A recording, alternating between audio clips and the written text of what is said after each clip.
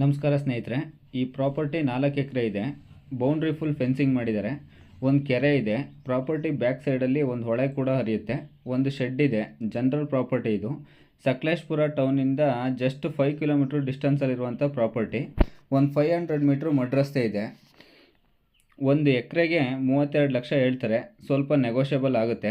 ಈ ಪ್ರಾಪರ್ಟಿ ಬಗ್ಗೆ ಇನ್ನೂ ಡೀಟೇಲ್ಸ್ ಬೇಕು ಅಂದರೆ ಡಿಸ್ಪ್ಲೇ ಮೇಲೆ ಕಾಣ್ತಿರೋ ನಂಬರ್ಗೆ ಕಾಲ್ ಮಾಡಿ. ಹಾಗೆಯೇ ವಿಡಿಯೋ ಇಷ್ಟ ಆಗಿದ್ದರೆ ಲೈಕ್ ಮಾಡಿ, ಶೇರ್ ಮಾಡಿ ಮತ್ತು ನಮ್ಮ ಚಾನಲ್ನ ಸಬ್ಸ್ಕ್ರೈಬ್ ಮಾಡಿ.